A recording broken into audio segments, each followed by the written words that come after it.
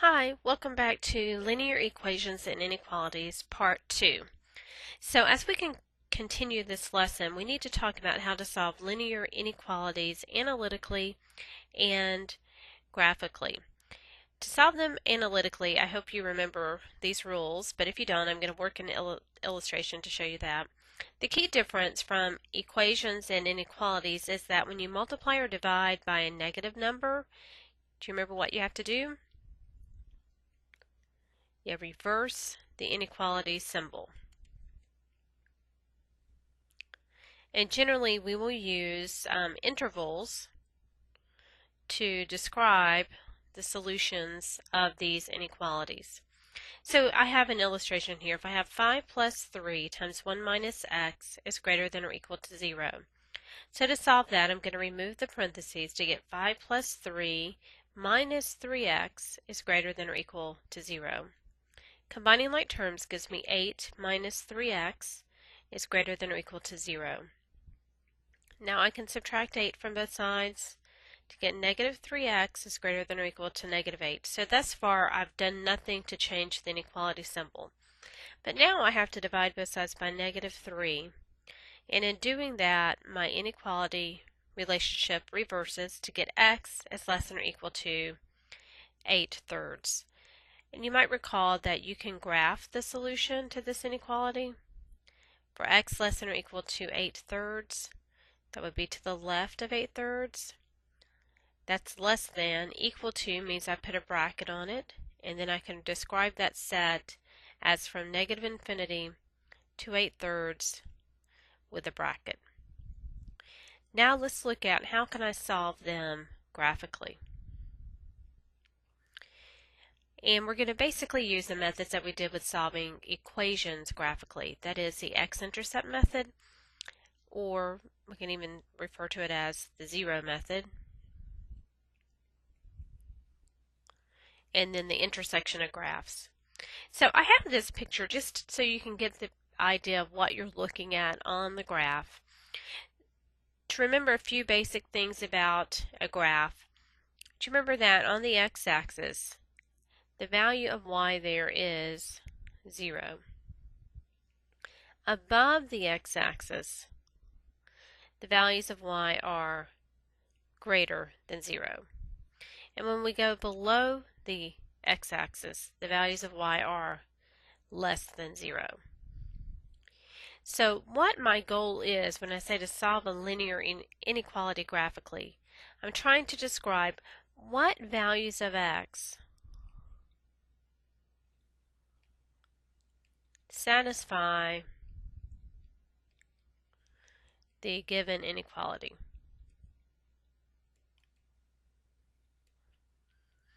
So for instance here, if I want to find out what values of x make f of x greater than 0, well, please recall that f of x is nothing more than y. So I'm trying to answer my question with the values of x that make y greater than 0. So if we look on the picture of this graph of f of x, where is y greater than 0 on the graph? Well, on the graph, y is greater than 0 where this graph lies above the x-axis, right? Well, what values of x does that correspond to? Well, where was our starting point here? Our starting point was at negative 3, 0. Okay? Now at negative 3, my y value is 0, so that's not a solution to my inequality. But everything to the right of negative 3, notice where its point is plotted. When I go to the right of negative 3, the point on the graph is somewhere in the first or perhaps second quadrant. But the idea there is to the right of negative 3, all the y values on that function are positive. So to answer this problem where f of x is greater than 0, I would answer with the interval from negative 3 to infinity. Because think about it back here. I'm looking at a number line. Think of that number line as being your x-axis. So are you going to the right of it or to the left of it for the inequality to be satisfied? Now where is f of x greater than or equal to 0? The only difference there is now I get to include where it's equal to 0. Well, it was equal to 0 at that endpoint of -3. So now I can include it with a bracket to be -3 to infinity. Now where is f of x less than 0? So again, I'm trying to find what values of x have y values that are negative. What values of x have y values that are negative? Well, on my function here on my graph, where are the y values negative? They are negative when I enter into the third quadrant. What values of x does that correspond to? Well, our -3 was kind of like our dividing line, because to the right of it, the graph is above the x-axis, and to the left of it, the graph is below. So where is f of x less than 0? Well, it is everywhere to the left of -3. And so we would write that from negative infinity, remember go from left to right or smallest to largest, negative infinity up to -3. And I put a parentheses because -3 is equal to 0, right? Or it has a y value that's equal to 0, so I cannot include it. What about f of x is less than or equal to 0? So again, it's less than 0 to the left of 3, but now I can include where it equals 0. And then just a review from what we did in the last video, where is f of x equal to 0? That means what value of x has a y value that's 0, or in other words, we're talking about the 0 of the function, and that is at -3. So once you know where it's 0, that divides up the region into either where it's above 0 or below 0. So it's going to divide it up into regions that satisfy all of these inequalities. In fact, if you know one, you should be able to get all of the others just based on the relationship of the graph and the points. Okay, so the x-intercept method to solve linear inequalities graphically is once we know the x-intercept, either to the right or to the left of that, depending on the way the line is going, you're going to have regions that are either above 0 or below 0.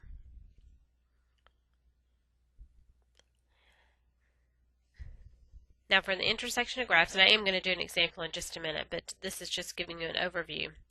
To do the intersection of graphs method to solve an inequality, that is where maybe you're trying to find a solution to one of these types of things, where you're given two graphs, not just one graph to look at, and you're really comparing the relationship between these two graphs.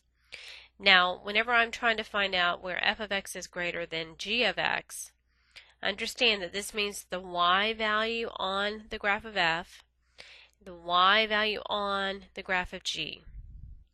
So I'm looking at what values of x have y values of f larger than y values of g.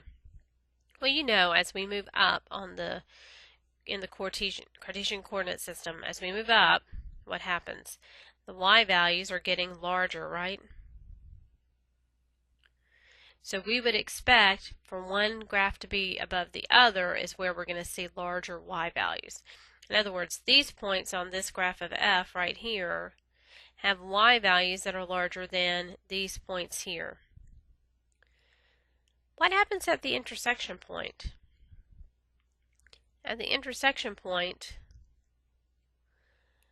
the y values are equal, right?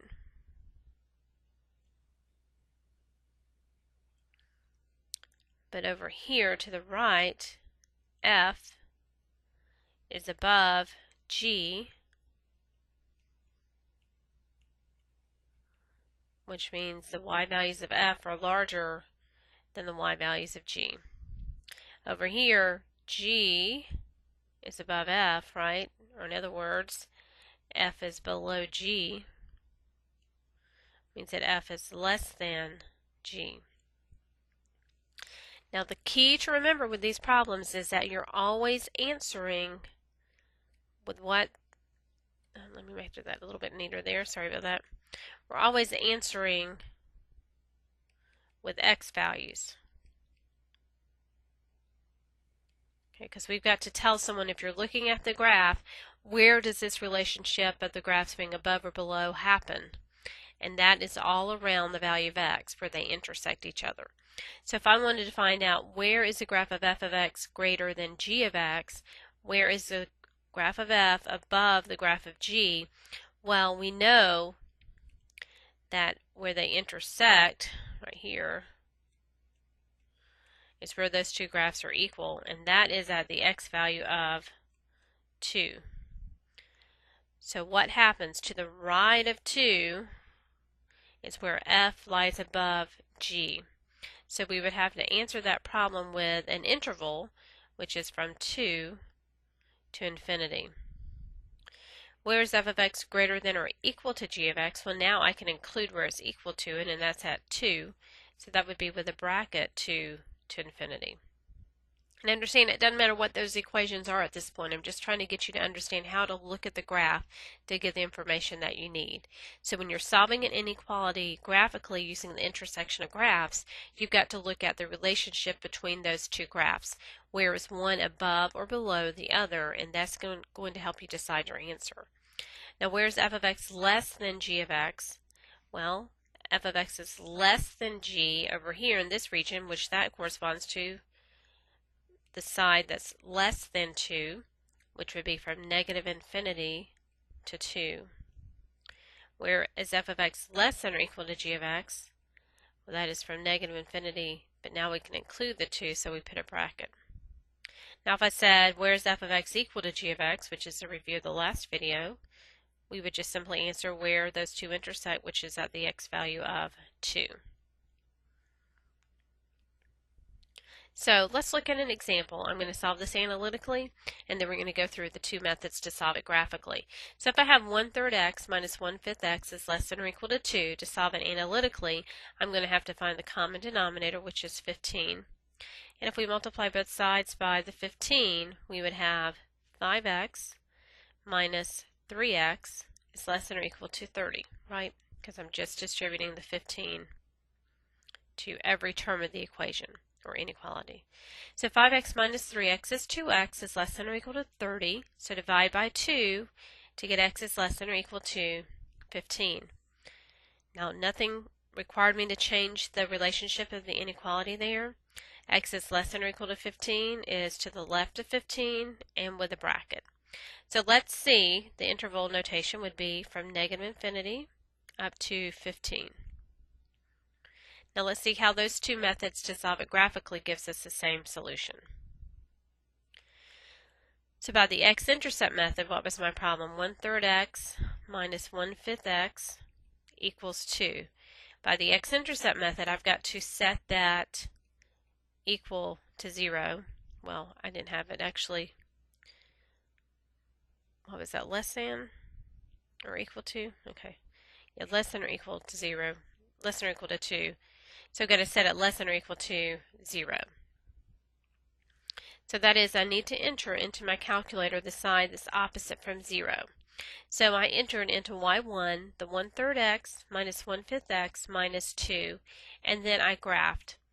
Now this is a graph of a picture that's in the standard window, but the standard window doesn't allow me to see the 0. And remember, the 0 was the x-intercept. So I needed to extend it a bit, and I chose an x-max of 20 and an x-scale of 2. And enlarging the window in that way, I find my x-intercept point, which is here. Now I've got to find it on the calculator. To find it on the calculator, I'm going to press second and trace and choose option 2 is 0. The 0 is where it's intersecting the x-axis. Now I'm going to do a video on this, but just to make sure you understand, when you choose that option, you're going to have to enter like a left bound and a right bound and then a guess. And so once we press enter, after we answer those questions, we display then our 0.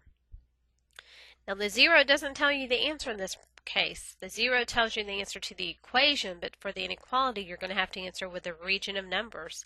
But what that does tell you is that at 15 is where that equation or graph of the equation does something. At 15 is where it changes from being less than 0 to being greater than 0. So we are trying to explain in our answer here where 1/3 x minus 1/5 x is less than or equal to 2. Or where 1/3 x minus 1/5 x minus 2 is less than or equal to 0. Well, where is it less than or equal to 0? That is where the graph is below the x-axis. And so where is it below? It is below here, right? Which is to the left of 15.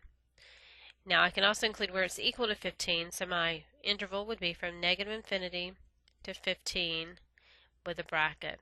And that would be the answer to solve it using the x-intercept method or the zero method.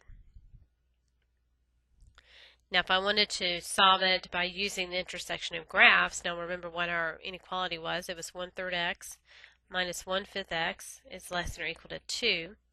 If I'm going to do it with the intersection of graphs, I'm going to let one side be in y1, the other one in y2.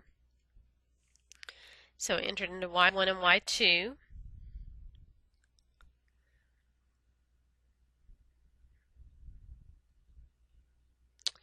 And what I've got to find out here is where do they intersect and what's the relationship between the graphs. And this one is a little bit hard to see because when I graphed it, I had already used that extended window that I used in the last problem. But pay attention to where your axes are because it can be confusing to you. This is the x-axis. This is a y-axis.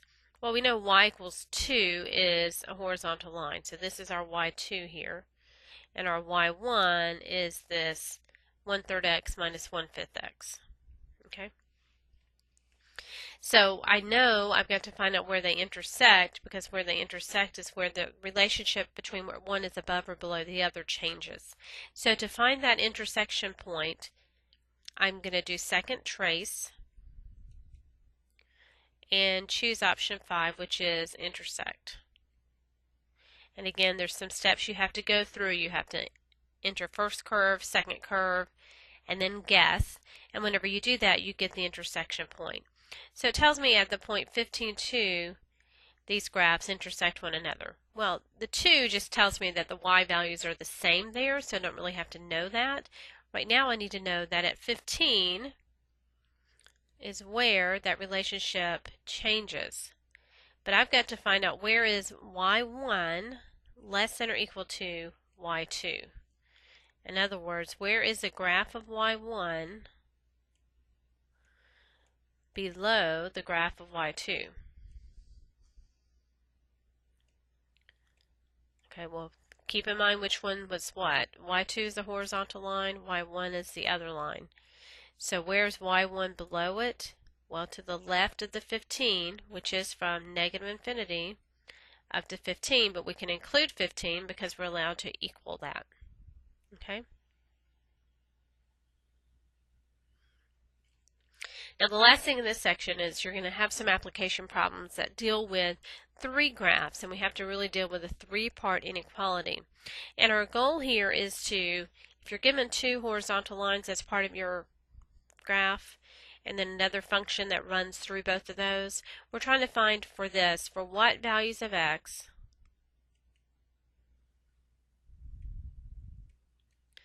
does f of x lie between y1 and y2.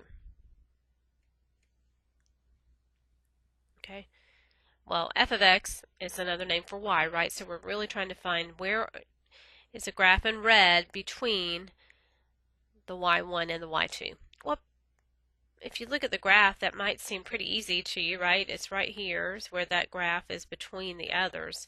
But the key is that we're always answering with what? We always have to answer with the values of x. Okay, so I think about where does it intersect the first graph? Where does it intersect the second graph? Okay, and then I'm trying to denote what's that region of x values. Oh, don't get, I'm Didn't extend that down enough. Here's my x-axis, not there. So I'm trying to find out what values of x does that piece of the graph lie between. Well, let's just say these are marked off in 1. So if this is a x value of 1, 2, 3, 4, what values of x is f of x between y1 and y2? Well, I would answer that with the region between 1 and 4, which is 1 to 4, because I'm always answering with the values of x. Okay, so let's convert that to a problem that has some meaning behind it. Looking really at the same graph, and I'm trying to think about f of x as being a car's distance from a city in x hours. And so let's say that I'm counting by ones here. 1, 2, 3, 4, 5, 6, 7, and so on. Is the car moving toward or away from the city? Well, so the graph in red is the one that's denoting the distance. Well, as we go from left to right, our distance is increasing, which means that our distance from the city is increasing, so we have to be moving away from the city. When is a car 200 miles from the city? So here I'm looking at the graph in the red, finding out when is it 200 miles from the city. Well, here is a y value of 200. When does that happen? That happens in 1 hour. When is a car 350 miles from the city? Well, the graph in red, when does it reach 350? That's at 4 hours. When is a car 200 miles or greater from the city? Well, to be 200 miles or greater from the city, that means I have to be above the 200 line, right? And that happens all along in there. This is where we're going to have to use an interval to answer our question. What values of x are we talking about? That's everything to the right of 1. So we would say from 1 to infinity. When is a car between 200 and 350 miles from the city? Well, if I can erase this graph in here real quick. Between those is what we just looked at a minute ago in the last page. Between those is when it's between 200 and 350, which corresponds to x values between 1 and 4. And you'll be told in the problem whether that's inclusive or exclusive. So let's say it's inclusive, which would mean that we include our endpoints of 1 and 4. Okay, so to solve equations and inequalities graphically, you're going to use really the two methods, the zero function and also the intersect function. And it's very important then to be able to read that information from the calculator to get the solution that you need. So if you have any questions, please don't hesitate to contact me. Thank you. Bye-bye.